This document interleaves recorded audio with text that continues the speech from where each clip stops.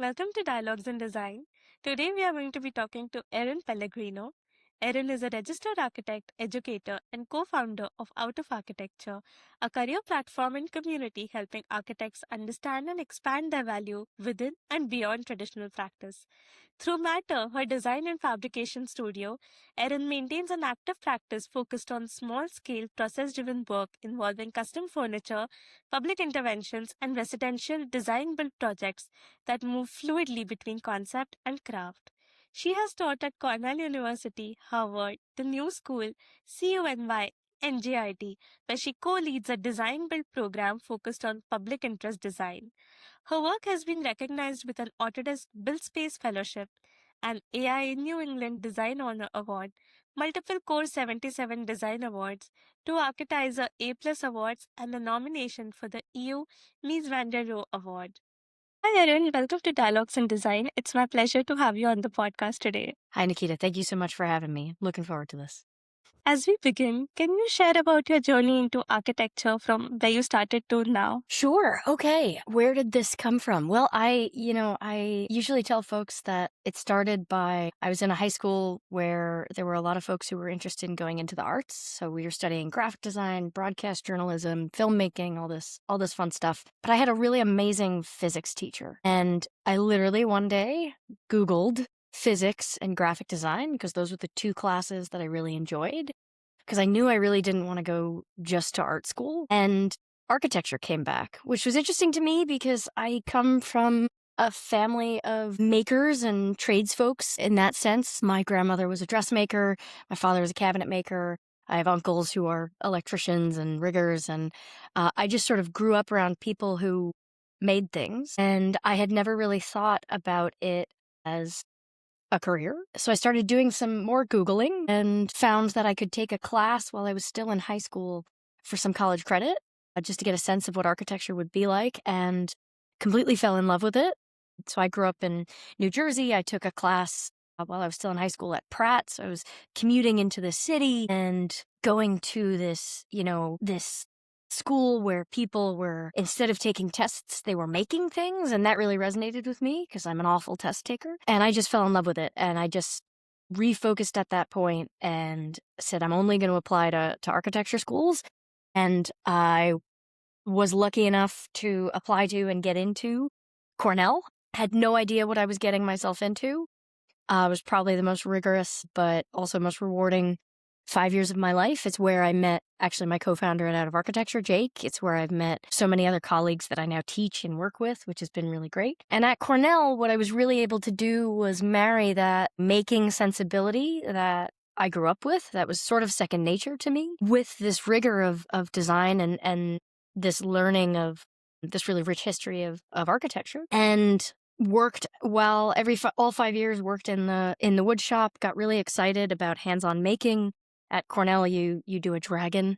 It's actually how Jake and I met. We build a dragon and parade it around campus. And now, fast forward, I run my own design build studio where we do small-scale furniture fabrication, small-scale residential fabrication and large format furniture for private clients. And then I lead the design build program at NJIT, where I teach students really about public interest design and community engaged design alongside a really great faculty team there. And then, of course, I'm the co-founder of Out of Architecture, which really came from this idea that I came to architecture as a maker, and I didn't like the fact that more of the traditional pathways had me behind a computer more than they had me, in front of a tool. So I've found my own way to make my degree and my experience and my expertise work for me by having, a design build studio. And I think Jake and I have always had these conversations around, there's so many different ways to be an architect. There's so many different ways to, use your design skills towards your career as much as towards, what you love to do. So we, started Out of Architecture a bit as an accident. We talk about the fact that we did coaching and counseling for each other and our friends, and then folks just started coming to us for advice. And now it's really become this kind of amazing movement that we never expected would happen, which really just tries to celebrate what it means to be, an architecturally trained individual, whether or not you own that that title. I did go, in fact, and get my license, and, I'm licensed in 2 states, and I build buildings, and I love it, but I wouldn't consider myself a traditional architect. I actually sort of rail against that word, traditional, not architect. But so that's a bit of my origin story. Such an amazing journey from where you started to now out of architecture that is doing so well. I'm so glad you spoke about the term traditional. We are going to come to that. I would love to discuss that with you. Cool. Before that, you spoke about how people around you have influenced your journey so much, about your career choices, you getting into architecture with family and everything. So, who were some of your biggest influences early in your career? How did they shape your perspective of design and practice? Sure. I think everyone has family influences. So even before, I had heard of people like Le Corbusier and Frank Lloyd Wright. I grew up, like I said, around makers, and I think that started really first with my grandmother. I was a tomboy growing up. Anyone listening who actually knows me, this does not surprise them at all. And I remember I really wanted to be like a army guy for Halloween one year. And I was maybe 4 or 5. And I'm still short, but I was even smaller then. And they did not make those costumes for girls. So we couldn't find one that fit me. So, I was telling my grandmother I wanted to, wear these army fatigues, and I had this fake plastic helmet. And in about 18 hours, she took a camouflage blanket and had turned it into, a full set of fatigues for my, 4-year-old body. And I thought that was the coolest thing, right? The fact that she could take a flat sheet or a flat blanket, right? And some of my other clothes, look at that and somehow make something to me that seemed like it came out of nothing or nowhere.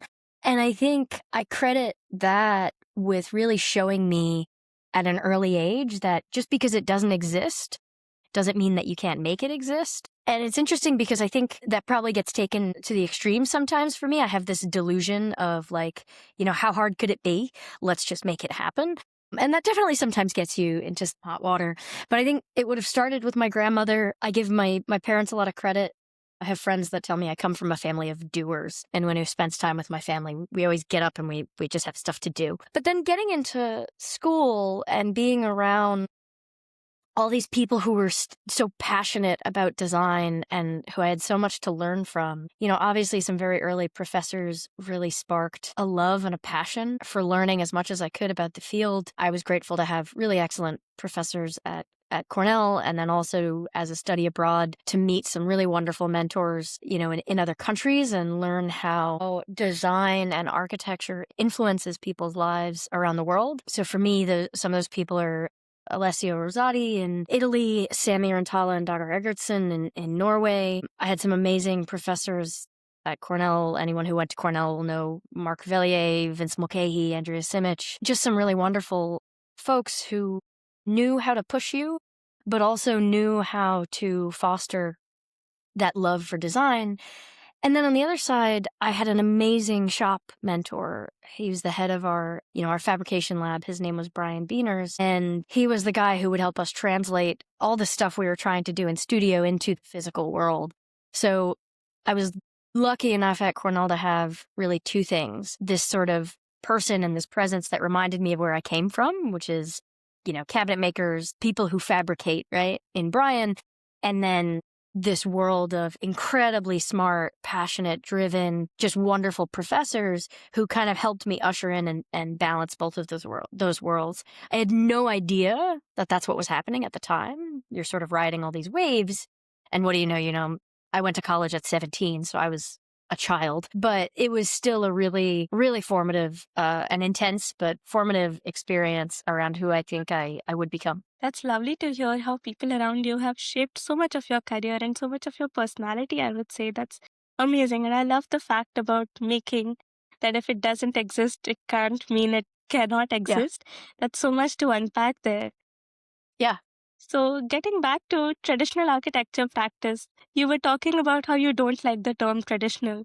So, was there any specific moment where you felt that traditional architectural path wasn't fully satisfying probably your creative or professional goals? Yeah, there were probably many if I think back. I think one that I always refer back to was, so I mentioned I had taken that class while I was still in high school at Pratt. And one of the first assignments was we were given a building, like a local building, to look at and explore. And I was a kid from Jersey and, had never really been allowed to explore the city on my own. So one, this was the first opportunity I had to do that. But two, the building I was given was the Folk Art Museum by Todd and Billy. And, this was the first time anyone ever told me to look at a building, and what a building, right? It's gone now, but what an amazing piece of architecture that also wasn't at so grand of a scale like some of the other buildings in the city. Like, I love the Chrysler Building, I love the Empire State Building, but they're huge, right? They're impenetrable. Whereas the Folk Art Museum was a place that, as a young sort of architect to be, I felt like I could walk around and really experience and feel the space. And that really made me fall in love with that architecture, but also Todd and Billy as a practice. I went to grad school directly after undergrad, and my final studio at the GSD was with Todd and Billy. So for me, that was poetic, right? I end right where I started. And I essentially, I like to think I bullied them, or I think I bullied them into giving me a job. So, I graduate, I've gone to Cornell, I've gone to Harvard, I've got all the fancy degrees. I'm moving to the city. I'm going to work for my heroes. And working for them was amazing. I am not going to say it was not anything short of amazing. They treat their employees incredibly well. They're wonderful human beings. The work is exciting. But here I was thinking I had everything I could have ever wanted. And I was bored. Like I was working on amazing things with amazing people. I was learning a lot. But at the same time, I was just behind the desk. And I loved when we had the chance to go, to site and talk to the people that were working on things. And that really got me excited. But most of the days, I was just behind a desk. And I just found that, it took a while for me to settle in and for some of the glitz to wear off. And then realize, like, wow, I have everything I thought I would have wanted. My career is starting. And I'm like, but this doesn't feel like I thought it would feel. To make sense, I think a lot of young graduates, emerging professionals who have a different idea of architecture when they enter the field, they encounter a similar kind of feeling. Maybe not only this, but a lot of other things when we enter the field, they're quite different than how we think of them to be in undergrad, college, or probably high school. What are some Sure. other misconceptions you think that students, young graduates, professionals have while entering the field? Yeah, so many. I mean, I was lucky, right, in that if I were going to take a traditional pathway, I was set up in a really great way, right? I had an amazing first job with wonderful first bosses. There was good work-life balance. They paid you well. I think school has this ability to instill an incredible rigor for how we work, but it teeters and often falls to the other side of that, which can get really dark really quickly, which is we work incredibly hard. We sacrifice sleep. We sacrifice, relationships, sometimes your personal health or your mental health. And then when you go into the profession, there's not the same time scale that exists in school, right? In school, you're mostly on 15-week semesters. You can take a couple weeks where you're just going at full blast, and then, finals are over. You get to sleep for a week. Hopefully you go home, your mom or your partner makes you dinner, and you get to recover. And those habits in school, I think they're important and they're formative to a point. They teach you discipline. They allow you to upskill faster as an entry-level professional than you would otherwise. But when you go into the field, those timescales change. Projects are not done in 15 weeks. Sometimes they're not done in 3 years or 5 years or 10 years. And because everyone has had this collective experience of go, go, go, go, go, go, go, I don't think the profession does a great job of balancing and making sure that we take care of the folks who are producing the work, or that, frankly, we just take care of ourselves. So there's this feeling, even if you're a high performer, even if you're good at what you do, and even if you, frankly, have a lot of stamina and endurance, that somehow it's not enough. And I think a lot of folks take that on as they're not good at what they do, right? Which takes away from the feeling that you get when doing this work, because if you love it, the work is nourishing, but it pushes into the work becoming depleting because it feels like there's no end or no success coming out of it. And I think that tends to produce a lot of burnout.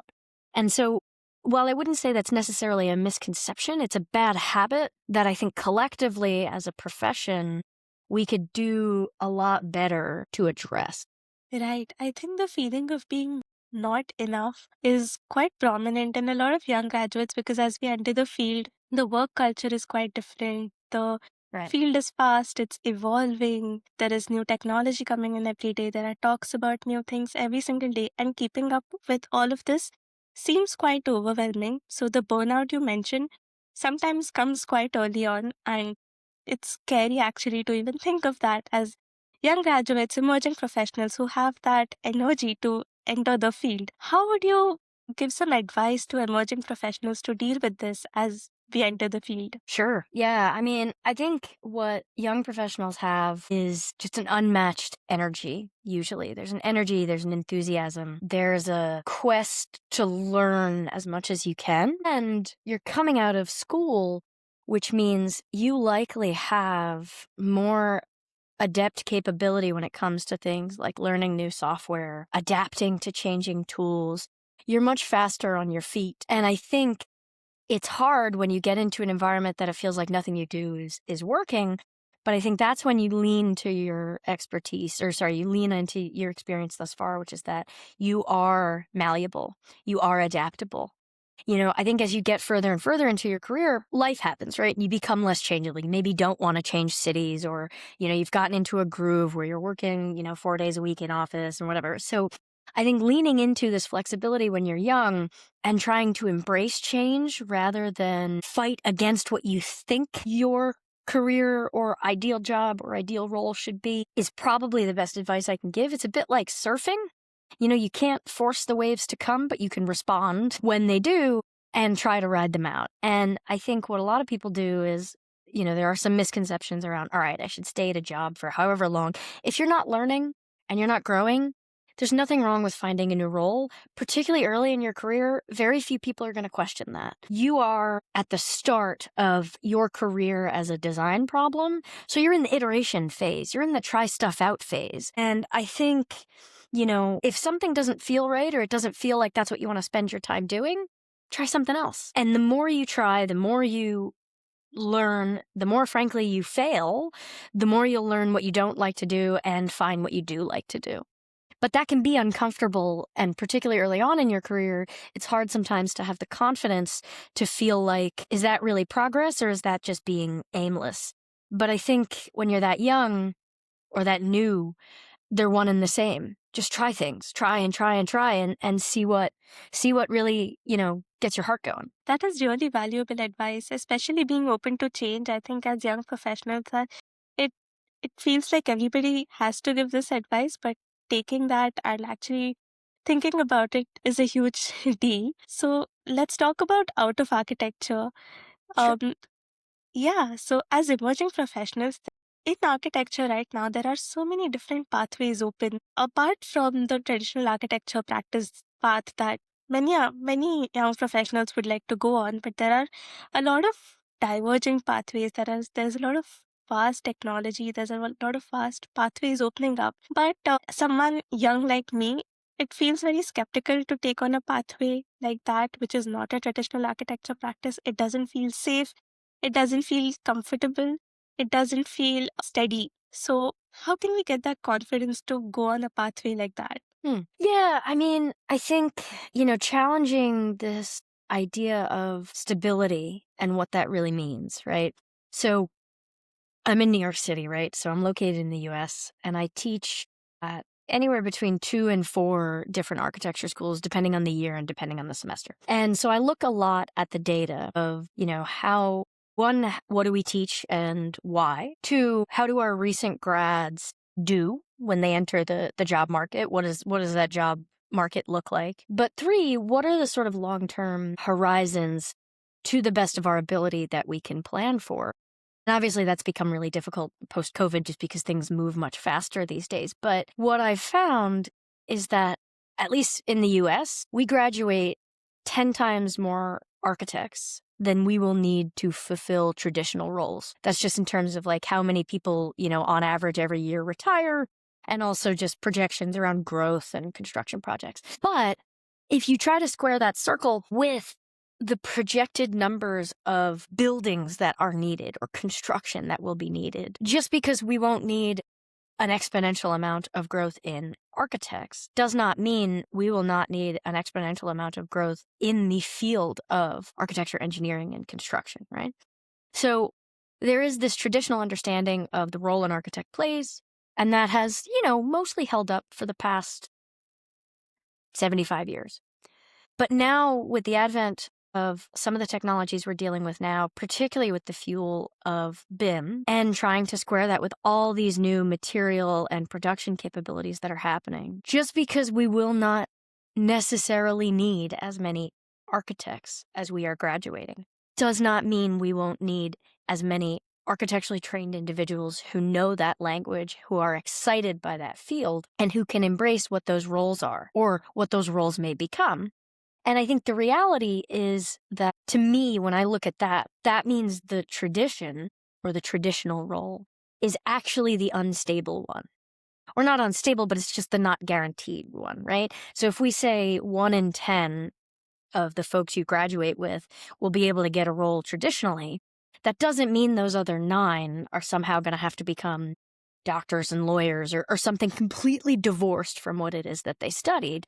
But it may mean that they become fabrication specialists, project managers, architectural product coordinator. There's so many different things that they can do, or that they will do, that may or may not have the term architect in it, but absolutely will embrace the skills learned and the expertise garnered by being in this sort of field, right? So I think, again, it comes back to this question of, what does stability mean to you? Does it mean the way it's always has been? Or does it mean the way it appears the world is going? Now, I don't have a crystal ball. No one can predict the future. But I do find the data, at least when we can trust it, comforting to know that the conversations around this is that the field itself is expanding, even if the title in the traditional way is not necessarily. That's really interesting to know, and especially the statistical aspect that you got into it about the 1 in 10 requirement for a traditional architect. That sounds pretty interesting. And it also sounds relieving for a young graduate like me to know that there are roles out there. Yeah, that there are roles out there which specifically are not architects, but in the AEC industry, as I myself am pursuing a master's in computational methods. So trying to find a niche for myself, but also trying to adapt. Pretty sure there are a lot of our audience who are doing that as well. As you were talking about a future in architecture, where do you see architecture and design careers going in the next decade, particularly in the intersection of business and technology? Yeah, I mean, that's a great question. Even before I went to college, I had a math professor or math teacher in high school who told us, we were talking about complaining about having to go to college, right? Essentially having to stay in school. And interestingly enough, he had been a welder for like 25 years and then decided to go back and then become a math teacher, which I thought was like this crazy, silly pathway. But one day he was just talking to all of us and listening to us essentially complain about the fact that, we have to do more college and more school and blah, blah, blah.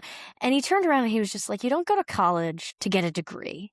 Like, yes, you will get a degree. You go to college to prove to people you know how to learn. And you go to college to show people that you can learn how to learn. And the better you can do that, the more likely someone's going to hire you such that they're going to get you to learn, or they're going to want to teach you something. And I think the reality is, if you can go and specialize, as you're doing in computational, or really go to design school and look at this as, I'm not here to learn how to be an architect, or I'm not here to learn how to be a whatever, fill in the blank. I'm here to learn how to think. And what I love about design school in particular is that it is such a rich and different way to cognitively sort of train your brain to both look at the world around you, to test, to iterate, to be curious, to ask questions, right? I think design allows us to tap into kind of some of those things we lose when we're kids, where you have this sort of curiosity with the world that hasn't yet been beaten down by what it means to be polite or not weird, right?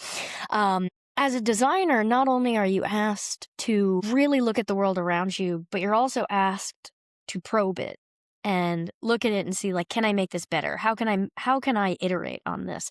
So what I would say is that if you are toying with the idea of a minor or another a master's or perhaps a double major, looking at what are you interested in? Why does that pique your interest? And then how can that allow you to inform just how you see the world around you and how you engage in design thinking to enrich the skill set that you are already bringing? Because the reality is you're going to graduate and you're going to come with a curiosity, an energy, and a skill set. And all of those things are going to apply to whatever it is that you do next. So the more that you can lean into what gets you excited and gets you out of bed in the morning, the more energy you'll have to tackle finding those environments that really, really excite you about whatever it is that you do. I love that take that getting a degree is not about learning or just that, but it is how to learn. I personally love that take. So, we were talking about your career. It spans through design, strategy, consulting, teaching. How do you think all these perspectives inform one another in your work? It's an interesting question. I like to think of myself as sort of professionally ADHD, which is that I really like to do a lot. I mentioned when I was working in a more traditional setting, I got very antsy, just sort of sitting behind a desk constantly. At the same time, as much as I love building and construction, when I do that for 2-3 weeks at a time, there's a sort of physical exhaustion, right? And I need a break. And then I really relish and look forward to the days where I'm just sitting at my desk, really doing a lot of thinking or working through ideas. So what I love about the way that I work, which again is pretty frenetic, is that every week I am doing a bunch of stuff I love to do, right? I'm in the studio with some of my students. I am on a job site because I'm usually teaching design build, so I'm also in the field working with them. I am potentially on one of my own job sites or working through details for a job that we have upcoming. And then there are days where I get to sit and think more abstractly about the profession itself throughout of architecture, and we get to write and produce content around that. And then there are days where I get to work with individuals on their own careers. I get to get myself out of my head, thinking too much about what I want to do next. And I get to help other people enact and engage in the passion that they have for design. And one of the things that I love, whether it's my students or a client out of architecture or the community that we've built, is that I do think designers, the folks who go to architecture school, the folks who go to design school, are just incredible optimists with a passion for making the world better.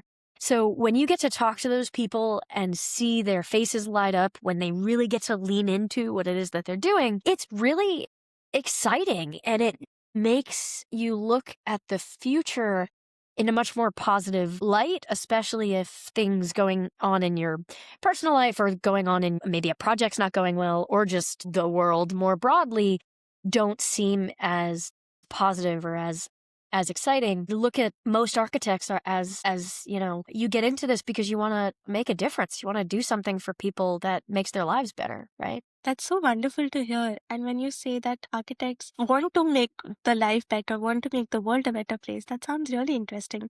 Would you like to share any story or insight from working with any of these architects, any of your students, or any of your mentee who is navigating this change, particularly that moved you or changed the way you think? Yeah, I mean, what's interesting to me is, so I usually teach at the undergraduate level, at least when I do design build. And those are such formative years. Like I look back, I went to undergrad as a 17-year-old and then you graduate as a 22-year-old. And, it doesn't seem like it's that much time, but the leaps and bounds you make as, an adult,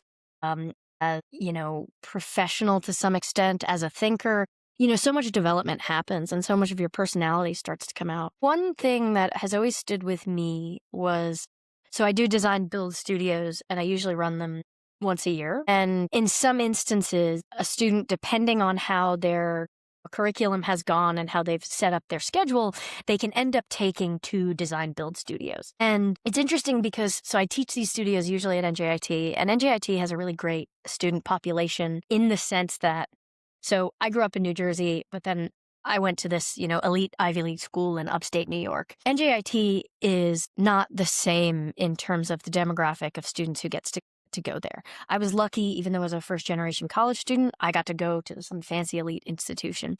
A lot of the students that I work with at NJIT are first-generation Americans and first-generation college students. A lot of them commute to school. A lot of them take care of family and siblings. A lot of them have multiple jobs, right? The folks who are there and the folks who do well are there because they are making it happen for themselves, right? They've got to balance all these other things, but they're there because they're committed. And that's a really wonderful demographic. But to take the design build studio on top of that is a huge amount of work. It's a crazy commitment, right? Because you have to be there and you have to be building. And a lot of them have never built anything before. So I remember, this is a long-winded way to get to this one story, where I remember we had a student who was very quiet.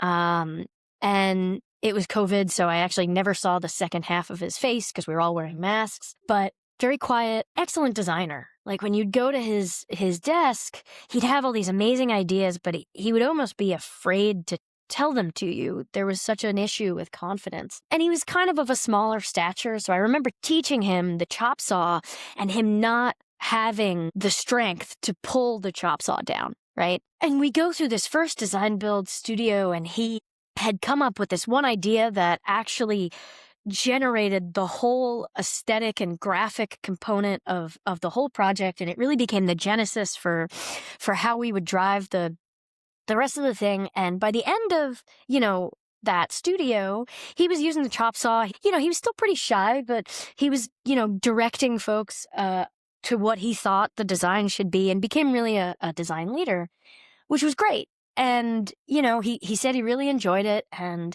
thanked us for the experience. And the next year, he decided to take design build again. And it surprised me because, again, he was an excellent student and I loved to have him, but I wasn't sure if that was something that, at the time he really enjoyed, because, he started off afraid of the tools. He started off kind of afraid of actually, being a leader or being a design leader. For the next studio, he was a completely different person. He had done it before. He was shepherding students who hadn't. He was able to talk about the processes, the students who were getting stressed about, the time scale of I have to design and build and oh my God, how are we going to get this done? He was the one that was now calming them down. And at the end of that semester, so this was his second design build, I remember him coming to us. We were doing exit interviews on Zoom, which we try to do with all of our students, to just talk through what we could do better, how we thought they did, so on and so forth. And this was the first time I actually I saw the second half of his face, because we were on Zoom. So he took his mask off. He started crying and he said, these studios have changed my life. I never thought I could do the things that I've now learned to do. And he just wanted to thank us for the opportunity for that. I don't take that as, personal responsibility that somehow I did that. He did that for himself. The environment that was created allowed him to go from a shy kid who really didn't have the confidence in his design skills or in his fabrication skills through, one, trying really hard, but two, seeing the fruits of his labor, seeing that, okay, if I put these two things together and I keep working and I work really hard and I get this, I will grow. And seeing that kind of exponential growth, and then having him also recognize that and having him be so grateful and excited by that. There are days as a professor where you just, you've got nothing left, but I always think back to that moment. And I realized that, everyone's going through their own journey when it comes to architecture school, and it's hard and it's tough. And there's only so much you can do as a professor. But if you can create an environment where people can embrace their own trajectories for growth, that's really what I reflect on and keeps me going as not just a professor, but also as an architect, because it's inspiring. Everyone goes through those moments where they feel like they can't do something. And I look at this student as when I think I can't do something, let me go back to him and see how he was able to do it. And let me mine that for some energy and some enthusiasm. There's a lot of ways that I think you have impact as a professor, but at the same time, as a professor, you get impacted by those around you. And I think that reciprocity is really special and really a wonderful part of design school. That's such a wonderful story. So to see that your student really had that patience to go through one semester and then come back and then actually see the fruits of his labor is really inspiring. In architecture, it is really like that sometimes the atmosphere, sometimes the environment is not right for us to get the fruits of our labor. So it's very important that we stay patient and we look forward to it basically. So, success in architecture, as you were mentioning, the fruits of his labor is not always tangible. It is not something that we can always foresee in the near future. So, how would you define this success in your professional life? How has the definition of success changed throughout?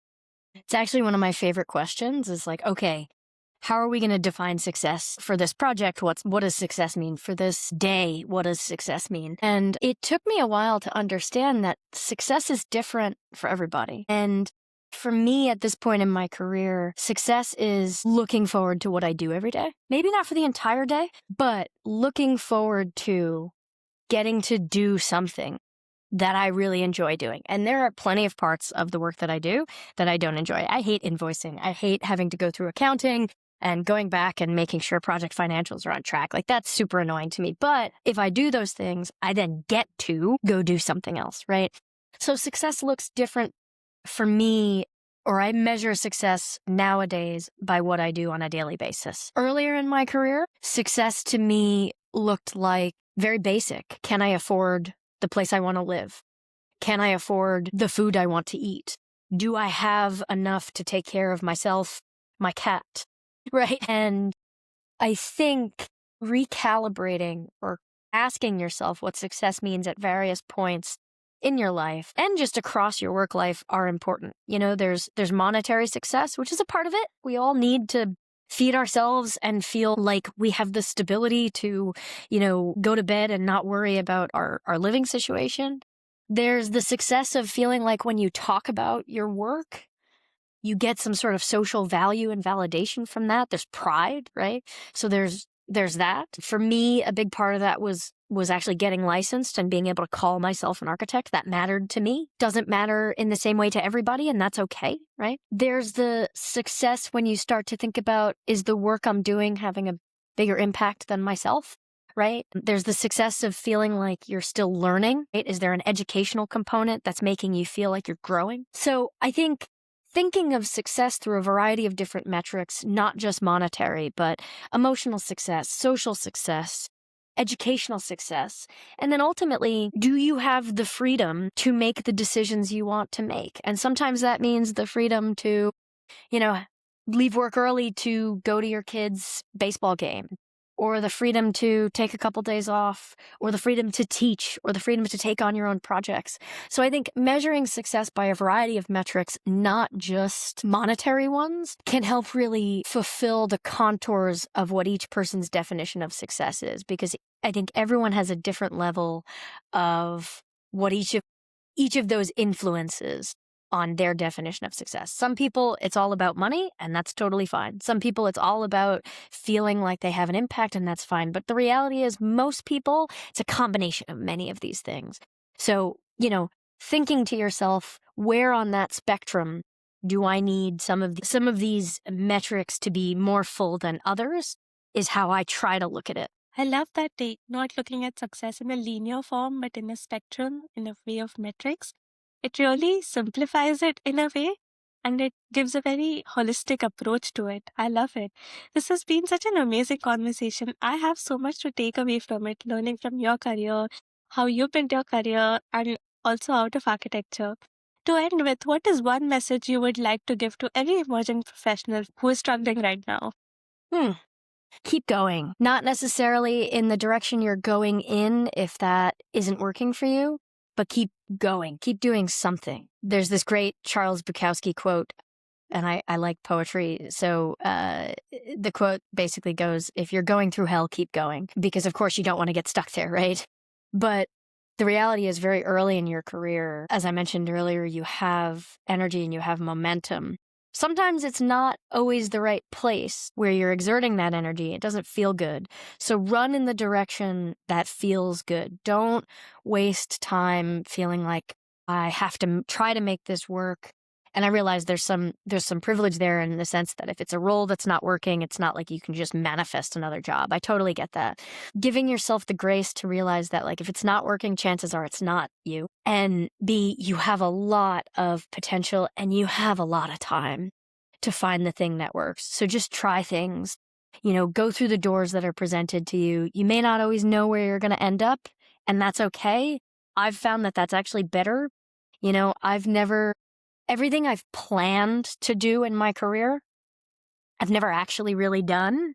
And the things that I've really loved that have happened, I could have never planned them. So if you're just making sure you're putting yourself in positions and opportunities to try new things and leaning into what you love, lean into that as opposed to staying stuck and just sort of exerting energy in a place that's not giving you much back. That is really valuable advice. I feel like I needed to hear that today because just the past few weeks I've been thinking about what I'm going to do with my career, what is going to happen next, and I've been stressing a lot over it. So I think this I can advice, imagine. I really needed it today. Thank you so much for that. Of course. Thank you so much, Erin. It was wonderful talking to you. Thank you so much for coming on the podcast and sharing everything so honestly. Thank you, Nikita. Thank you for putting together, a platform to do this and putting yourself out there on this endeavor. So that's really wonderful. And I appreciate the invitation and I really enjoyed the conversation as well.